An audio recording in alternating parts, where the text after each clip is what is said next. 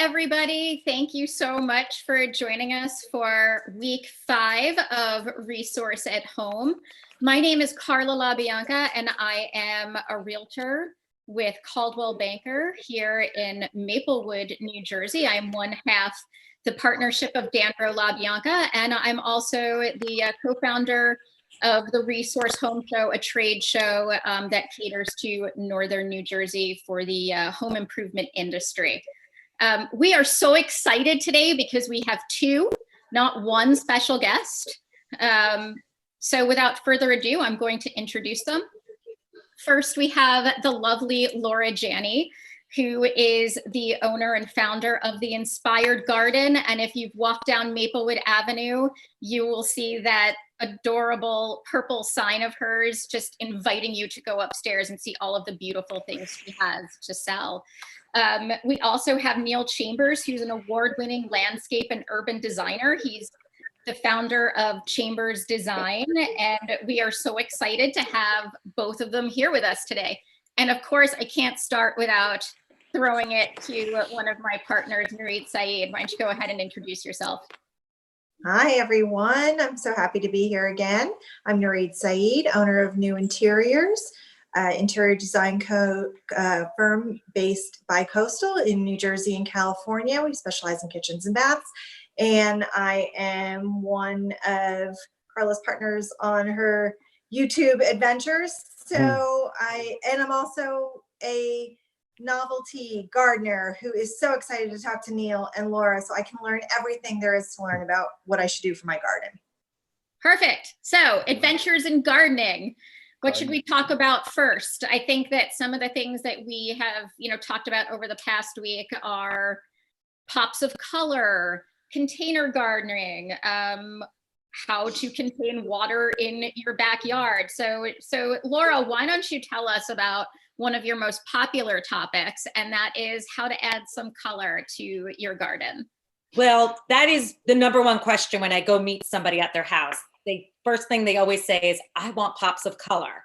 Right. And to me, one of the easiest things to do is 2 containers. And I tell people all you need is 2 containers with some flowers at your door, and it changes everything. It makes it so inviting when you walk in, as you know, as a realtor, when you have an open house, what do you want? Containers of flowers. And it really, what people really are wanting, they want something interesting. They want to draw their eye to something. And usually that's all what it takes. So even if it's just simple flowers, it makes such a difference. So I always say, start with 2 containers. If you want more, the easiest thing to do is put annuals in the ground. And those are the flowers that just bloom all season. They don't come back, but you'll have color all summer long. So those are the 2 easiest ways to get the pops of color very fast. And the good things about those 2, it's instant gratification. So, but how do you know which flowers to choose? I mean, what if I have direct sunlight or indirect sunlight, or I'm shade? And, I personally like things that flow and spill over. I mean, how do you go about picking that beautiful bouquet that will be in your container? How do you do that?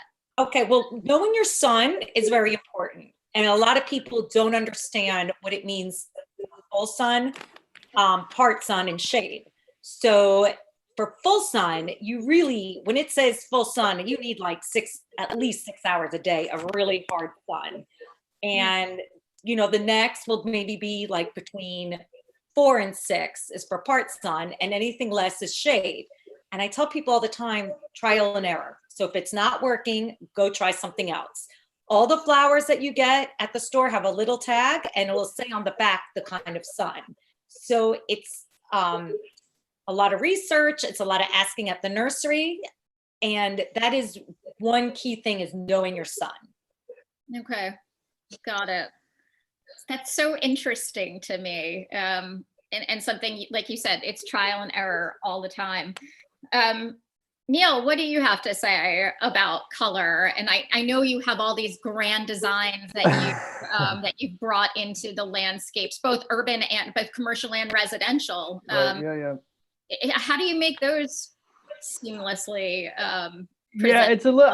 It's funny because it's a little different from from how I approach things. Because I'm kind of coming at a planting design both from like functionality of a plant. So if you have a stormwater issue, we might be creating a rain garden or a bioswale. So that plant needs to have a certain functionality.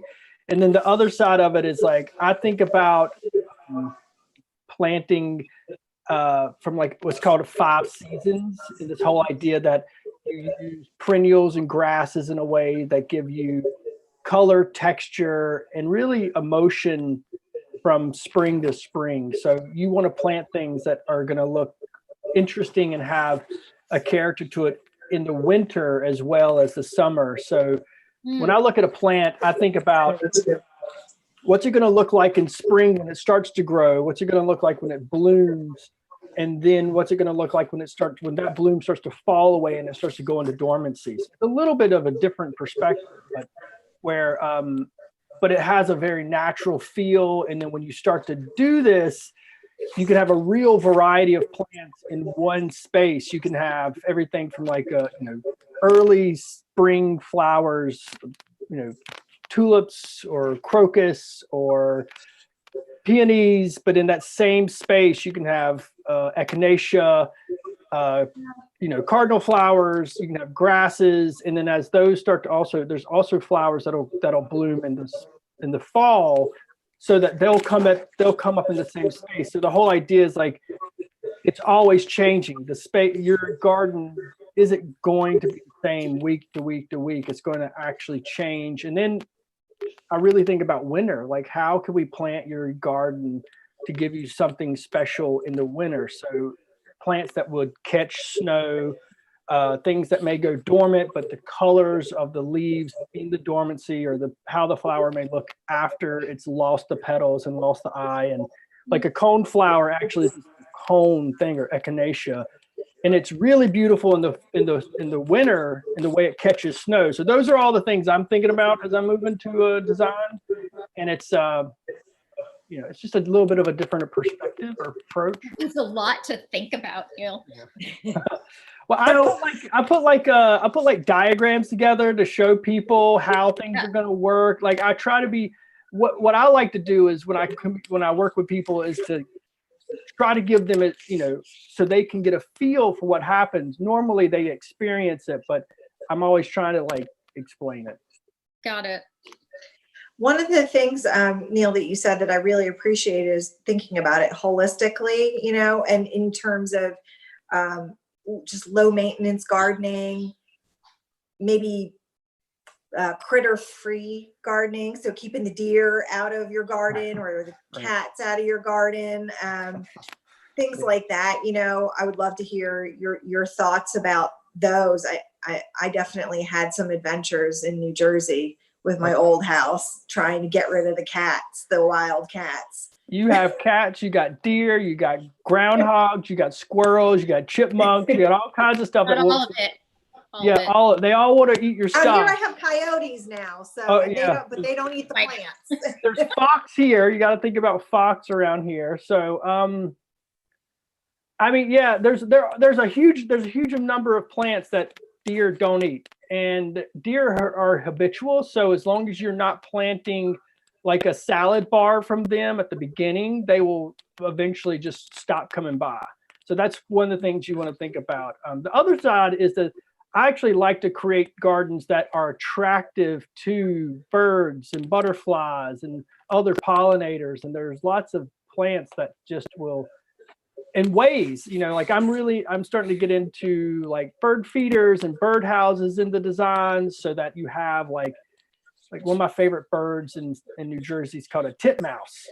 And they're these beautiful little birds, but like they'll flock around, and it just adds a whole dimension to your garden that it's really people love. My kids are always looking at the bird, so that's the other side of it with the critters.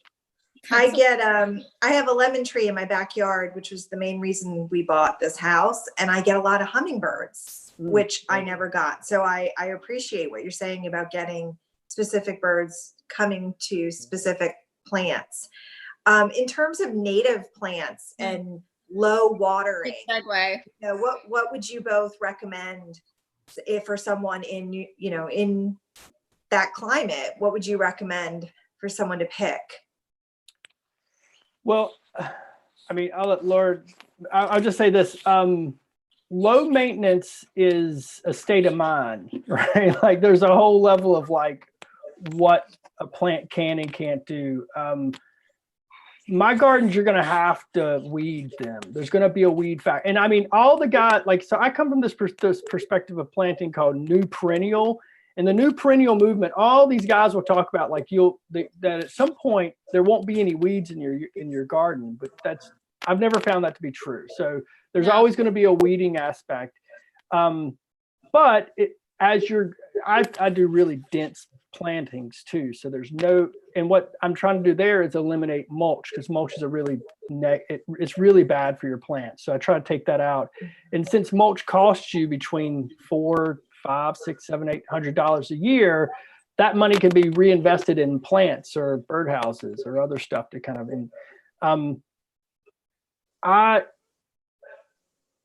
the truth, this is the truth, and maybe I shouldn't be telling you the truth. The truth is that you will always have to water your garden to some degree, even if it's native, because it's just like I talked about plants like pets. If you get a cat, you can't expect to bring it into your house and never give it water, right? You gotta feed it. You're gonna have to. So these plants aren't meant to be where you're putting them. So you're gonna have to provide some level of water to them.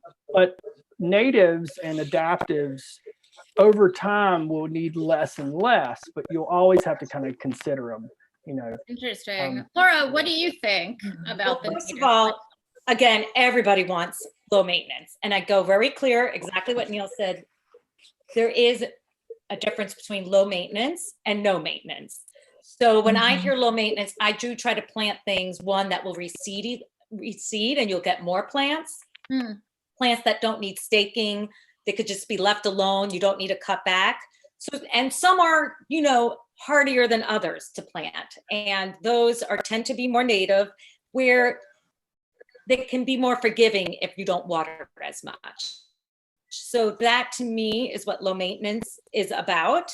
The great advantage of native plants is you can even see in the picture behind me, there's some beautiful hybrids that they make of different colors and different patterns. They tend not to do as well as the true native plants. So that's another benefit of trying to get native plants, because people are very wowed by the special colors and they tend not to come back. And they'll even tell you that the nursery, which are the one, and I've even done over the years, I could tell which are going to come back and which I've had better luck with.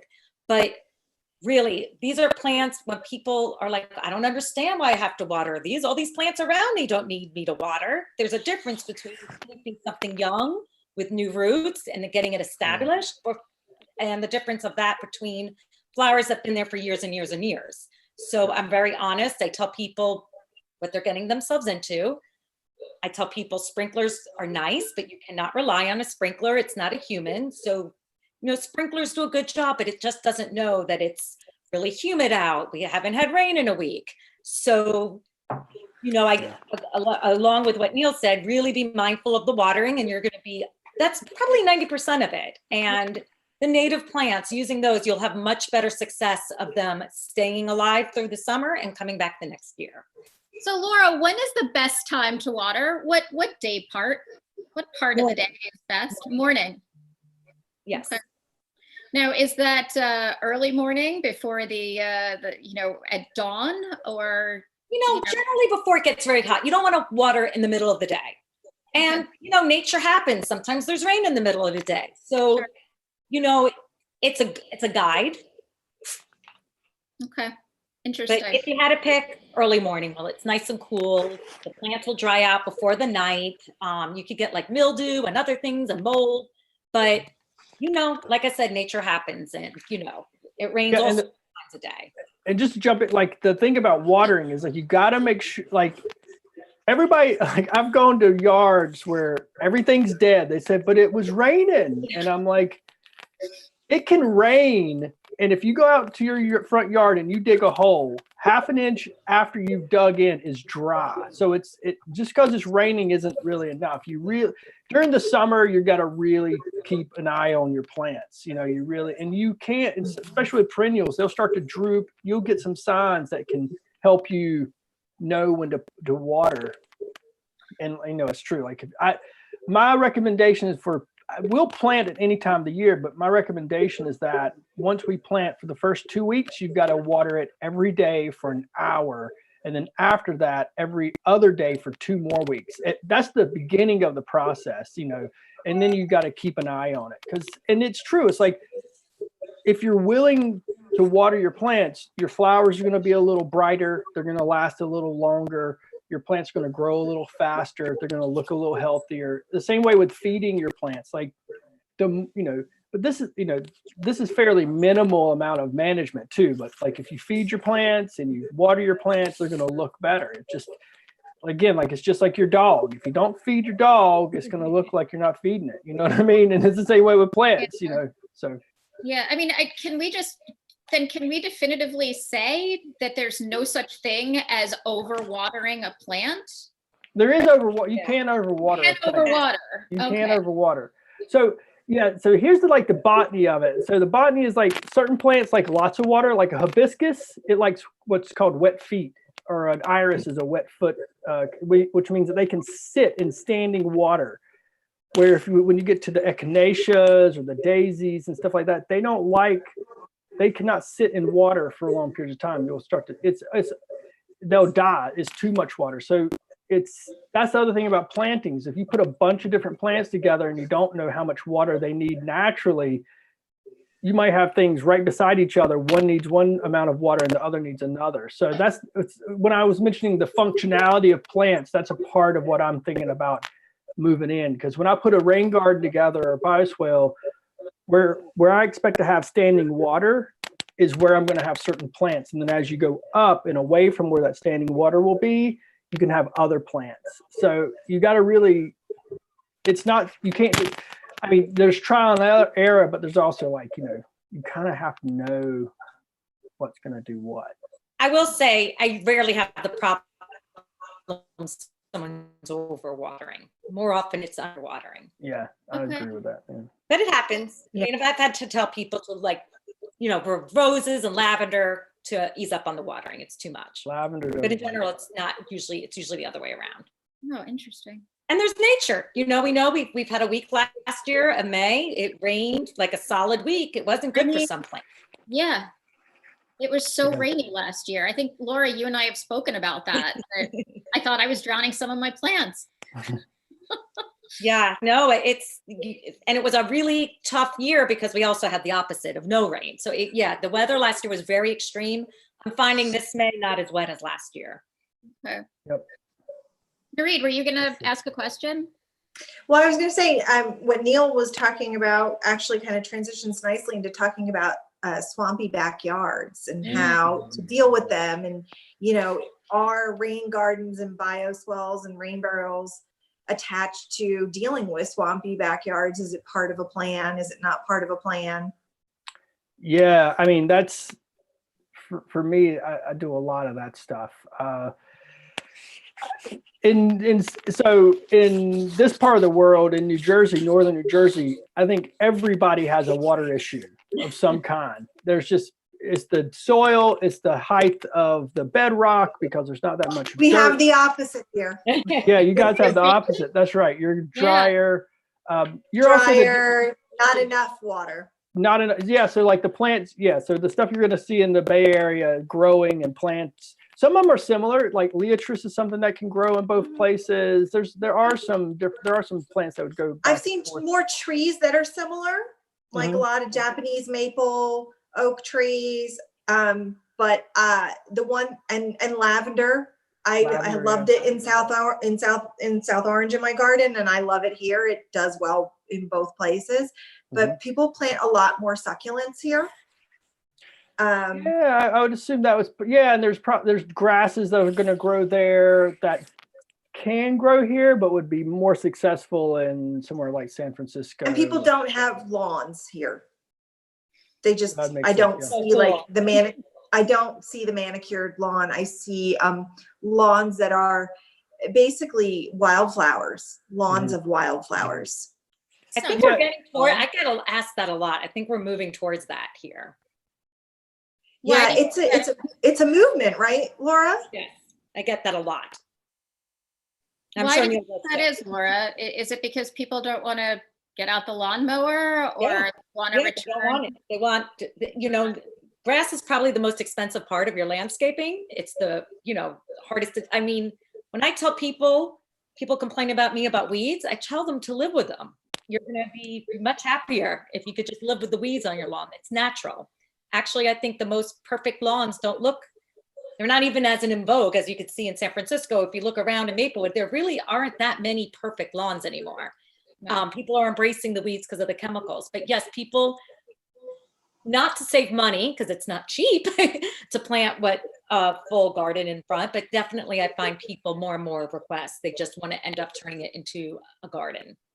Oh, Yeah. wow. That sounds so I think beautiful. it's the sustainability stuff too. I think people are much more attuned to environmental stuff and sustainability, which is like kind of back to the rain garden, bioswale, rain barrel thing. Is that, I mean, a lot of the times that's one of the reasons people are asking to do that. Another is that they have this wet backyard, and like the traditional way is to create like a French drain and move it somewhere, where I really believe that water, it's so fun. Even when I was in architecture, the first thing you learn when you become like a intern architect at some is how you're flashing details. So it's all about getting water off of a building and away from the site. In landscape, it's the same thing.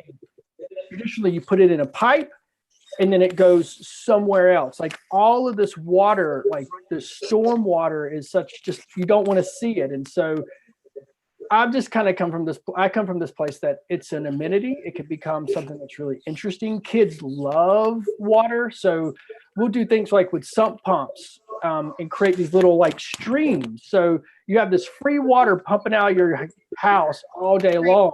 You can make it into like a little creek that's like that kids will splash in and play in. Then we let it drop into like a catch basin or cistern or something like that. And it becomes this kind of like feature for something that usually is just like, you know, sump pumps. I don't know if you guys have them in San Francisco, but sump pumps are these like, We don't have basements. okay, so like, you know, this whole idea of like, it's usually just on the curb. It's always wet. It's always a problem.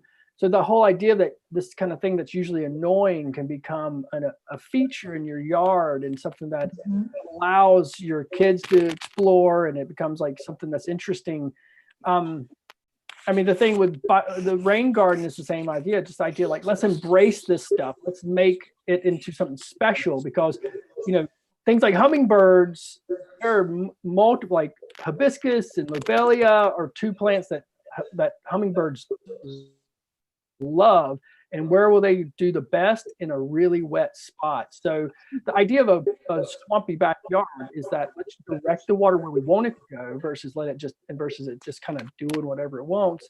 And then you try to turn it into something really special. So Sounds awesome. It sounds so beautiful. I love Yeah. the idea of a Love garden that idea. yard. yeah. That question goes nicely into garden decor and garden additions or landscaping additions. You know, what's appropriate, how to use it, you know, and just and I mean, what are you guys' favorite thoughts on trends, really? Like, what are you seeing everybody wanting? Is it a water feature, that kind of thing? Well, I know for one, I tell people the decor is what makes the gardens yours and unique and special. So I love garden decor. The other thing, it's funny, a lot of times people are like, I want color in this spot. I want color. I want color. What they really want is something interesting there. So my go-to solution is always putting a bench in this area that they really want to build up. And almost always they're instantly happy because it's something interesting there. And then you could put flowers around the bench. So usually when someone wants a space for color, to me, it's like I said in the beginning, it's somewhere where they want to see something. I definitely see a lot of requests for Zen gardens where it's a lot of shade plants, maybe some Buddha heads, just a nice quiet place, some wind chimes. So those decor really makes those little shade gardens come alive. I love Those that. are definitely two trends. And I definitely know this year, gardening is big as ever. I mean, you cannot go to the nursery store right now. It used to be, I had it to myself during the week. It's crowded every day. Oh. We noticed there's a lot of searches more than ever on gardening compared to last year and the year before. So, you know, it's definitely being outside and working on your home in or out is definitely very popular right now. Yeah, I mean, Laura, do you have Sure. a good segue to the victory garden? Any words of wisdom on planting vegetables? I feel like that's something that I'm seeing all Oh, now. it's Everybody's planting vegetables. hysterical. All right, I'll be honest, vegetables are not my favorite. However, for a lot of reasons, I won't get into that, but herbs I love. And it was funny. I love them too. Everyone just started to ask me, do I have herbs? Do I have herbs? Do I have herbs? And I'm like, no. So what I did, because so many people couldn't get out to the nursery, I ordered extra from my grower. And it was really nice. A lot of people that never gardened before are now growing herbs because they're so easy. Yeah. They That are. made me happy to see so many people excited about it. And the deer kind of leave it alone. The animals kind of leave it alone. They're very forgiving. So it's something everybody's more into now. And I was so excited to get more people started. That's fantastic. That was my number one excited thing to do with my outdoor space while it was still, the house was in construction, but I could at least plant some herbs near my lemon tree. And like now, you know, 6 months later, see like all the smells coming out from the mint and the rosemary and the sage. That's great. Yeah, I mean, if you know, a great way to do herbs, we did this for somebody. We got old coffee bean bags. You fill them up with dirt and you plant right into it. It's kind of a cool little easy pot to make, you know, as a herb awesome. spot. I just wanted also, since you asked about trends and things like that, I just want to say, like, there's some that, you know, what we see a lot of. So, I mean, when I'm usually working, we usually do master plans for yards and we kind of install over time, or, you know, pools and decks and everything. Green roofs are really big right now in residential houses. We finished one a couple of years ago and we're starting another one soon, which is cool. Getting away from like your vinyl like fencing and stuff and getting more back into natural woods is something that I see as a trend. Using stuff like steel, like Corten steel, which has been pretty pretty popular in cities like in New York and LA. Corten steel is everywhere. That's that steel that kind of has that patina. It looks like it's kind of rusted. It's not rusted. That's big here too. And so now residential homes are really into it. I mean, we make stairs out of it. We make edging out of it. I'm redoing my driveway, and instead of like your Belgian block, I've got steel that's creating the edge. So there's a lot of ways to use it. Native plants, or native, what I like to call native-ish, because I don't use only native, and then native is a little funny thing. But so, you know, that's a big thing. I think that's all. And again, like the rain gardens and bioswales, we do a lot of that stuff. That's also very in because people, like I said, people are just really aware. They want to do something. They want to do something in this world of like climate change and all these other problems. It's true. Like what you're planting can have a positive or negative impact. And I think people see that. So it's a really great way to like at least do something that gives people a sense that they're doing something. So those are some of the trends that I see going on. So fun. Okay, guys, we're going to be wrapping up soon, but before we do, I would love it if you could leave our viewers with some words of wisdom. Perhaps they are DIYers, perhaps they are first-time gardeners, and they really want to try something. It's going to be a long summer. What are your words of advice? I'll toss it to you first, Laura. Well, I tell everybody, I even said it on way back from a nursery. I was talking to someone, gardening is cheaper than therapy. I say, I love go that. out there, try, get some I flowers. totally agree. And, you know, whether it's inside or outside, just get your hands dirty and get going. And trust me, it is, people are like, my husband, my wife, they said I can't buy anymore. And I'm like, oh, nonsense. It's just tell them it's better than therapy. Absolutely. Oh, it's so meditative. I love it. Totally. I love it too. Yeah. What do you think, Neil? What are your words of advice? Yeah. So, I mean, what I think about a lot is the idea, so we do lots of mounds. We do a lot of like earth mounds and our beds. And when we do, they're not always flat. And it's the whole idea of like landscape and nature and like, if you're going to try to take on something, and if you're interested in the natural look, I mean, really look at landscapes and try to do a miniature version of that. The earth is not flat, it is round. And this whole concept of like, and trying to incorporate this idea of 4 seasons is a really great way. It's a little complicated at first, but it definitely will give you a lot of room to grow. And it's really interesting. And I'll just say, I think, the thing I've been thinking about a lot is just like beauty. Like we don't have enough beauty in our life. Like right. it's so like, I feel like it's so governed by bad news and all this other stuff that like anything that makes you feel like you're bringing a little bit more beauty into your life, the better. And if that's a flower or a mound or a rain garden, whatever it is, like that's what I feel like that's what you need to go for. I love it. Thank you. I love what you said, Neil. That's amazing.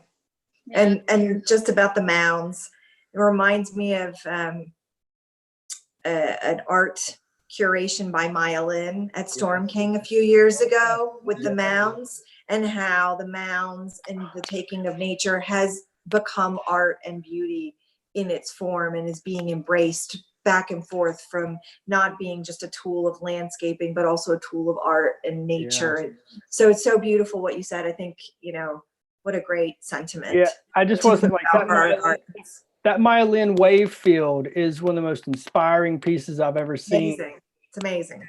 And I am so into like, we don't have to do gardening. We can do art. And that's really what we're trying to, feeding our soul is something that we should be striving for, and it is the tension between making mistakes and it not working and then continuing to try to get it. That's where we feed ourselves.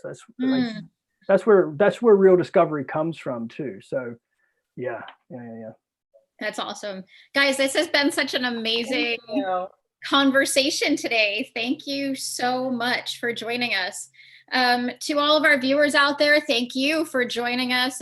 It was a pleasure to be invited into your homes today. If you like what you saw, please donate to one of our 5 charities that is currently on the website for the Resource Home Show. And of course, subscribe and share our YouTube channel with your friends. We'll be back next week, same time, same place, and it's going to be the 4 of us discussing our favorite DIY projects. So again, thank you so much, Laura Janney and Neil Chambers. It's been a pleasure, guys. Thanks. Stay safe, be well, everyone.